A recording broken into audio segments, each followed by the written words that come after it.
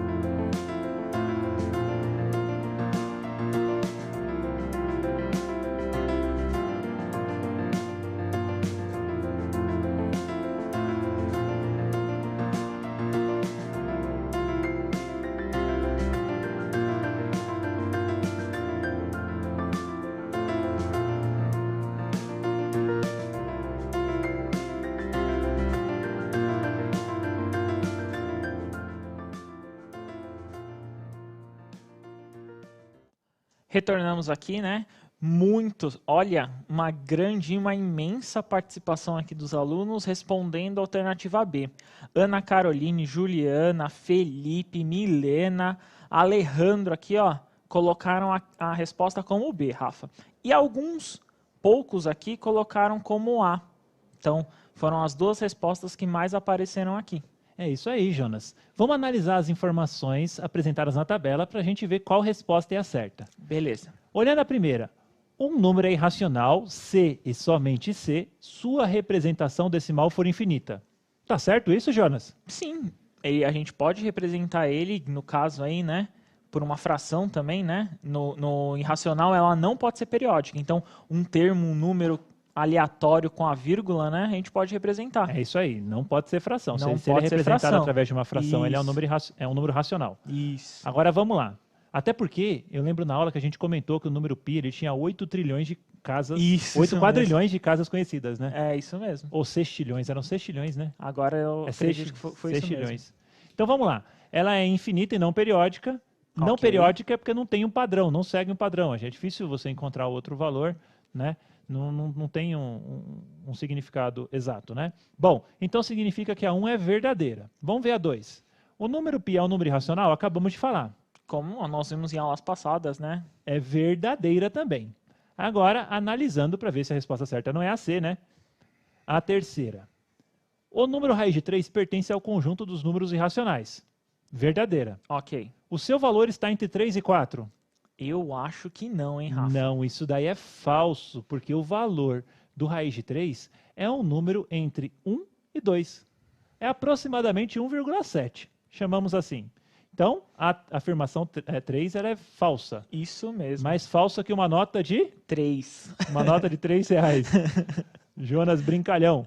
A resposta certa, resposta B. As Certinho. afirmações 1 e 2. Preparado para mais uma, pessoal? Bora lá. Vamos lá. Esse exercício aí está na tela de vocês também.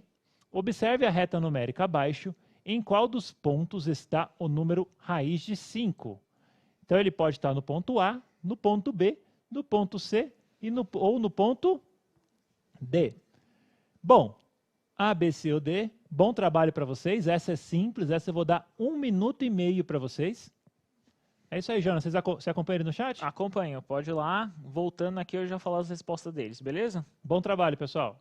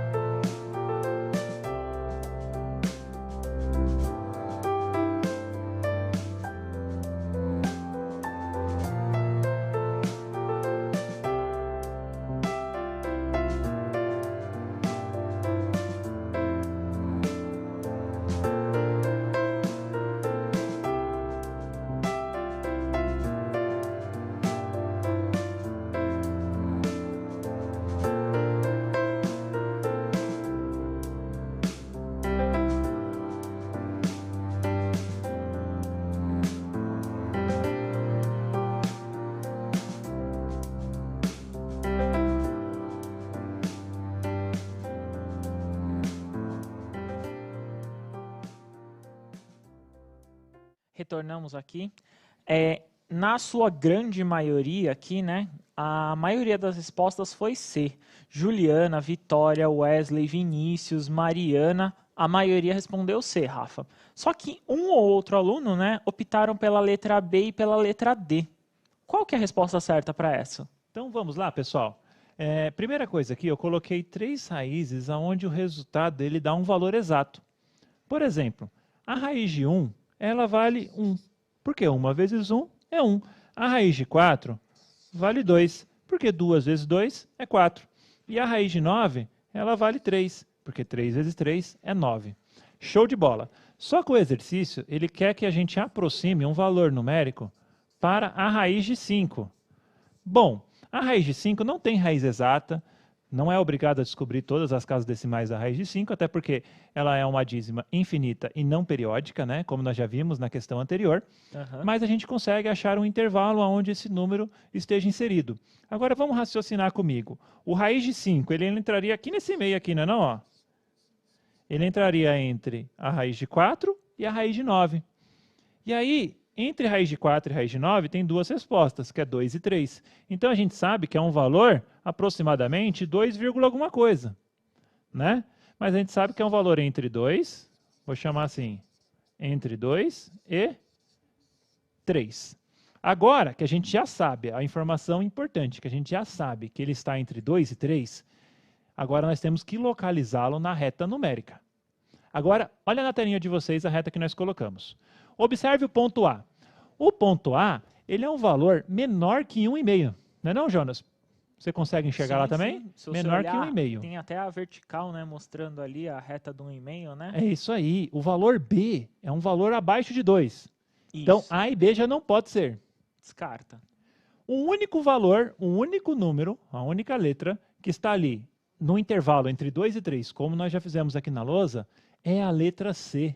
Isso mesmo, como a maioria colocou aqui, Rafa. É isso aí. Então a resposta certa é a letra C. Observe aquele balãozinho de pensamento, né? É aquele que passa pela minha cabeça na resolução de um exercício desse. Você tira as raízes, né? As raízes perfeitas, digamos assim, né? São os quadrados perfeitos, Os quadrados Jonas. perfeitos, né? Aham. E aí com ele a gente fica mais fácil para a gente aproximar esse número. Tudo bem? Próximo exercício. Olha só, esse daqui fala sobre conjuntos. O último exercício é bem parecido com o último exercício que nós fizemos na semana passada. Eu vou ler com vocês. Observe os números abaixo e assinale a alternativa verdadeira. Ele quer a verdadeira, não quer a falsa. Então nós temos vários números que estão colocados aí. É um conjunto de números que inclusive está no caderno do aluno do primeiro bimestre. Vocês podem estar dando uma olhada. E aí tem várias afirmações. Dentre as afirmações, você vai marcar qual que é a verdadeira. Leiam com bastante atenção, pessoal, para que você não se confunda. 2 minutos, tá bom, Jonas, para essa? Ok, 2 minutinhos para eles. Então tá bom. Bom trabalho, pessoal.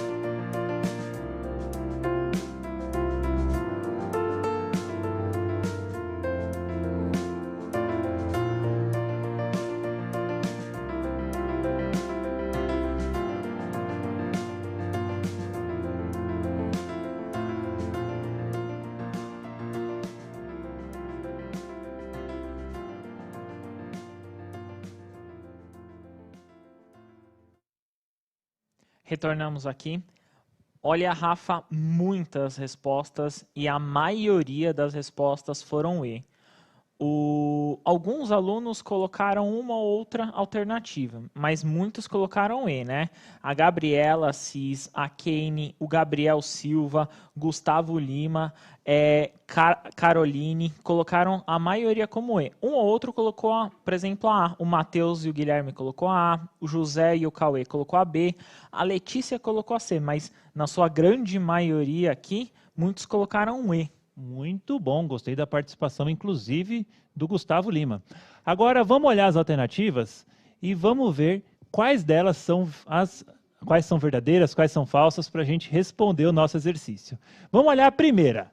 Está ali na telinha de vocês. O número menos 0,33333, aqueles 3 pontinhos ali, significa que vai continuar infinitamente o número 3.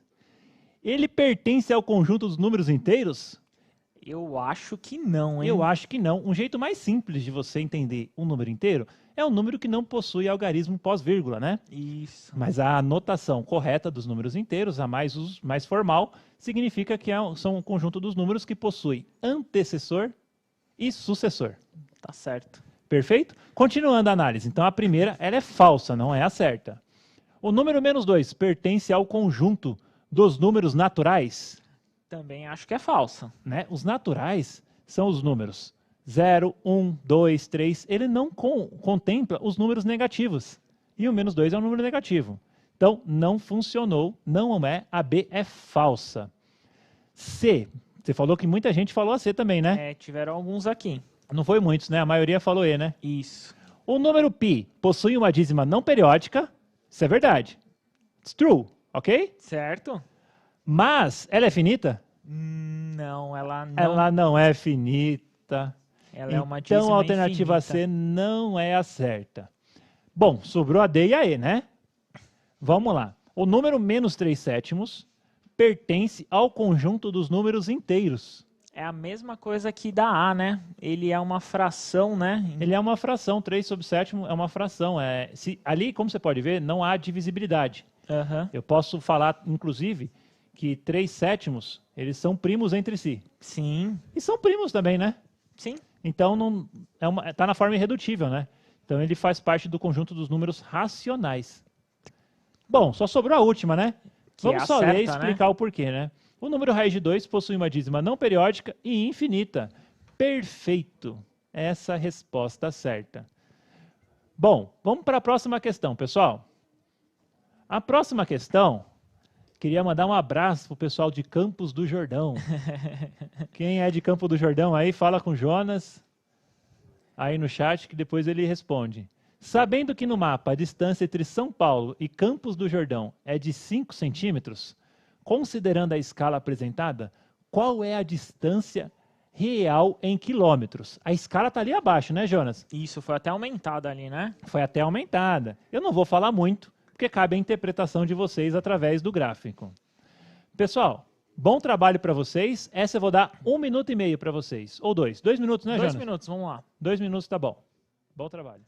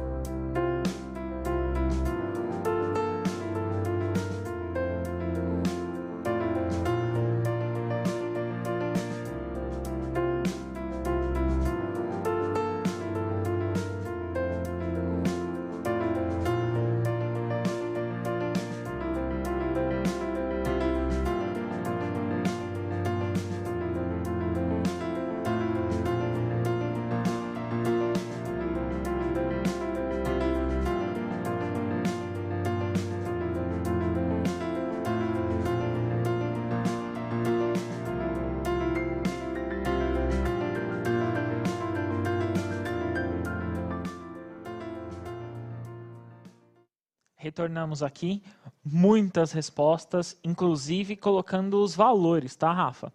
Muitos colocaram AC e 200 km como resposta. Poucos, um ou outro colocou a A ou a D. A Júlia, o William, o Gabriel, o Henrique, eles colocaram a alternativa C. Era a resposta certa essa? Olha lá, já vai aparecer na telinha de vocês, pessoal.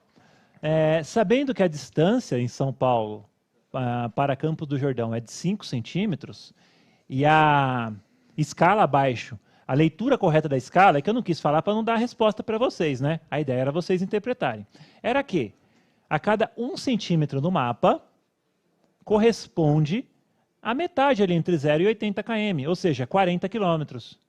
Então, a ideia é o seguinte, se 1 centímetro corresponde a 40 quilômetros, então 5 centímetros é 5 vezes 40 quilômetros. E 5 vezes 40 quilômetros, a resposta é 200 quilômetros. Agora ficou fácil, hein? Tranquilo, né? Jonas, eu fiquei pensando, lá em Campo do Jordão é famoso, por ser uma região montanhosa, faz bastante frio. Se em São Paulo já amanheceu hoje com bastante frio, imagina lá em Campo do Jordão. Ah, eu não quero nem imaginar, porque aqui eu tô com muito frio. Ah, ali eu ia procurar fazer uma lareira, uma fogueira para me esquentar. Mas vamos para a próxima questão. Olha só, atividade 5.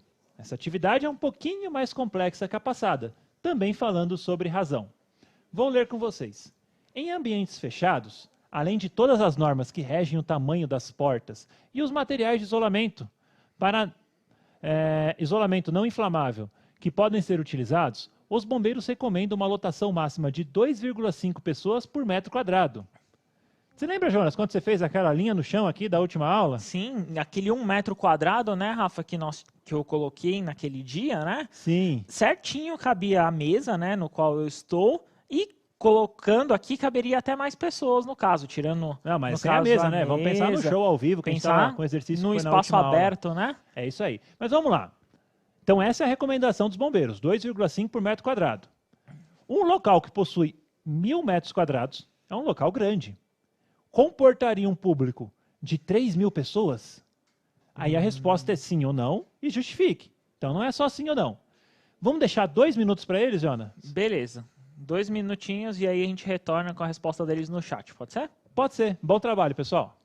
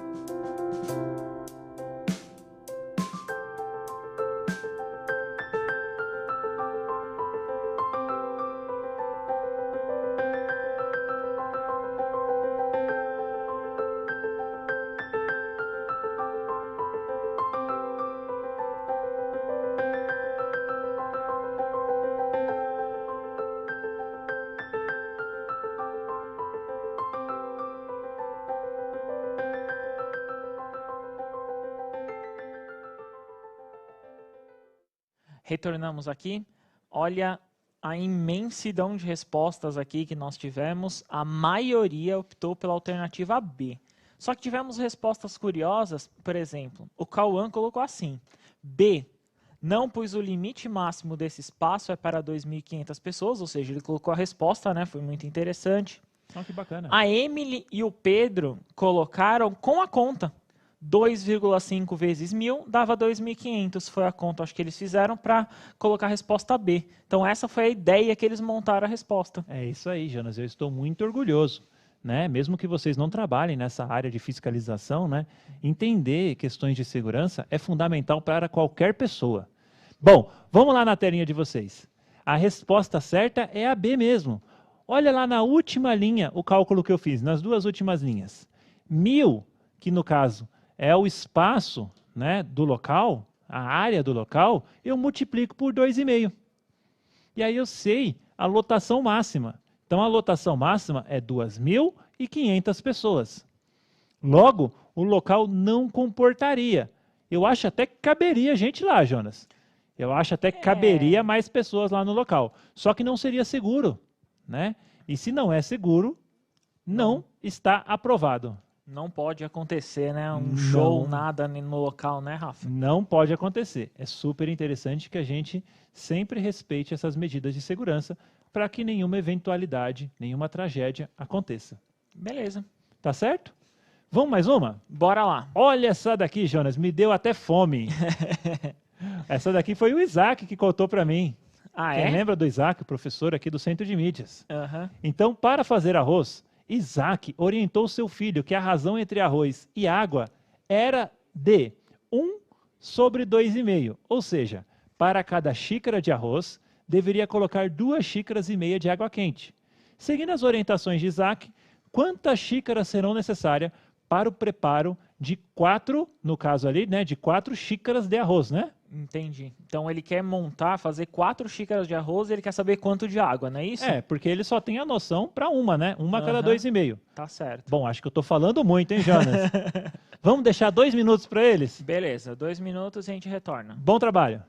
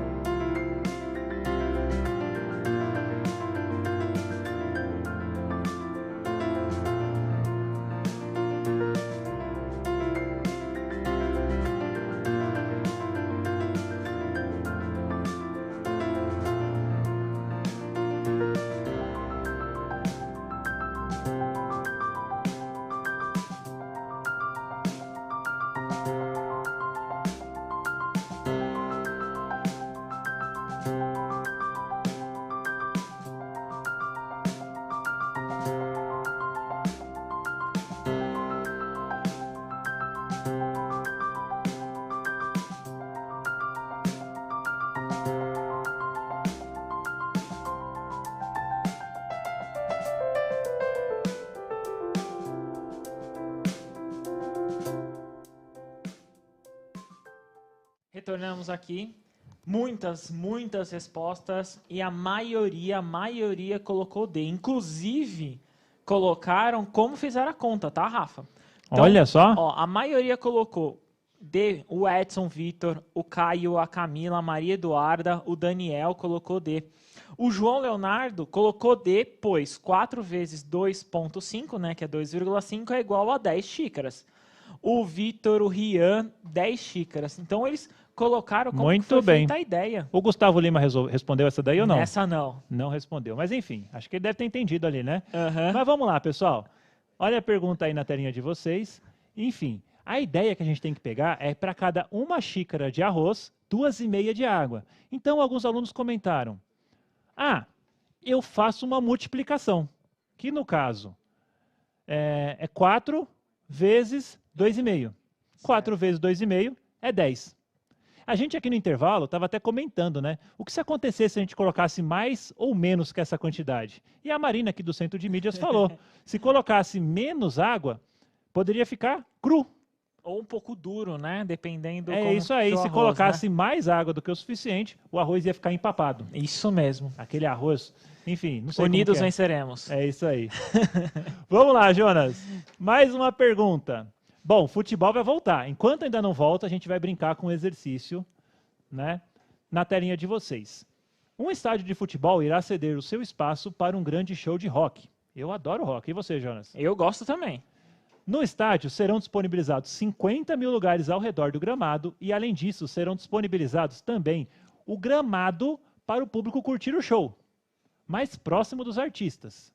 Sabendo que as dimensões do gramado retangular são de 100 por 80 metros e o limite é para 9 pessoas por metro quadrado, neste espaço, determine a capacidade máxima de público para esse show. Lembrando que a capacidade máxima é tudo. É contando o pessoal da arquibancada com o pessoal do campo. Beleza. 2 minutinhos para eles? Fechado. 2 minutos aqui a gente É atividade retorna. 7? Vamos colocar 2 minutos e meio, que ela exige um pouco mais de trabalho. Ok, pode ser então. Bom trabalho para vocês, pessoal.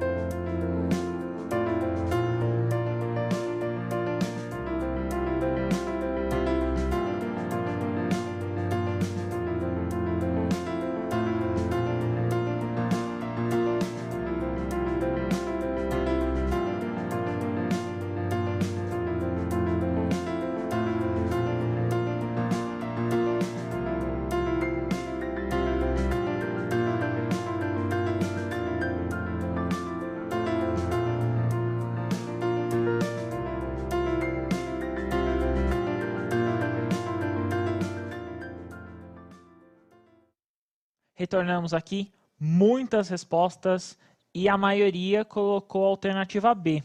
Então, a maioria colocando B, Daiane, Sara, Micaela, Pedro e alguns colocando até como fizeram a conta, tá, Rafa? Mas eu acho que eles esqueceram de algum detalhe, Jonas. Vamos para a resolução do exercício. Está ali na telinha de vocês. Primeiro, a gente vai calcular a área do campo. Ok. Para saber quantos metros quadrados tem a área do campo. Um lado vezes o outro, né? Perfeito. Calculando ali 100 vezes 80, dá 8.000 metros quadrados. Agora, olha o que eu vou fazer. Eu sei que para cada metro quadrado, eu tenho uma capacidade máxima de 9 pessoas. Vai ficar bem lotado ali, Jonas. Por isso que a gente chama de máxima. Mais do que isso, não pode. Aí, o que acontece? 8.000 vezes 9 dá 72.000. Bom, parabéns, pessoal, para quem fez até aí, mas que marcou a B. Mas um parabéns mais especial para quem não esqueceu que ainda tem os 50.000 lugares das pessoas que estarão nas arquibancadas. Que era a pergunta, né? Que era a capacidade máxima desse show, Do né? show, ele não fala que é só para o campo ou só para lá. É quantos ingressos serão vendidos no total, né? Então, você tem que somar os 72.000 mais os 50.000. E aí dá um total de 122.000 pessoas na alternativa E. Certo. Olha, será que tem mais gente nesse show ou assistindo nossa live? Eu acho que assistindo a nossa live aqui, eu acho que assistindo tem mais pessoas. É isso aí. Último exercício, pessoal, vamos lá. Luana foi ao médico e ela a orientou para tomar um determinado remédio, sendo 4 gotas para cada 2 quilos de massa corporal, a cada 2 horas. Quantas gotas serão ministradas a cada 2 horas? No caso, seria a cada 12, né? É. Vamos fazer uma ressalva ali, pessoal? Seriam a cada 12 horas, levando em conta a massa corporal, que é a massa corporal de Luana, como 30 quilos. Tá bom? Então, esquece essa questão ali de horas, né? Trabalha mais em quantas gotas ela vai tomar, partindo do pressuposto que são 12 horas ali na resposta. Ok. Gente, eu vou dar 1 minuto e meio para vocês. Bom trabalho.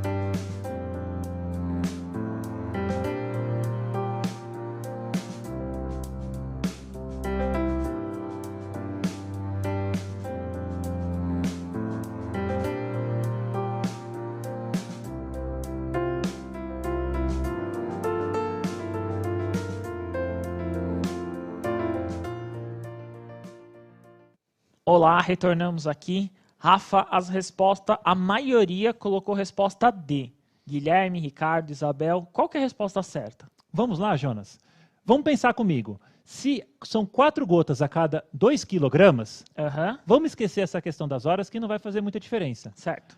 São 4 gotas a cada 2 quilogramas. Eu posso reescrever essa razão como 2 gotas para cada quilo. Ok. Então, se são 2 gotas para cada quilo, então eu tenho o quê? 30 quilos. Eu não, né? Eu tenho mais. A pessoa. A Luana. A Luana tem 30 quilos. Então, se são 2 gotas para cada quilo e a Luana tem 30 quilos, então seria 2 vezes 30. Um total de 60 gotas. Então, essa pessoa tomaria 60 gotas, né? E varia bastante em relação ao peso. Se não tomar certo, o remédio pode não fazer o efeito. Eu gostaria de agradecer a todos, né? Nós estamos encerrando essa aula. Gostaria de agradecer principalmente a participação de vocês no chat, porque hoje vocês basicamente só responderam certo, né?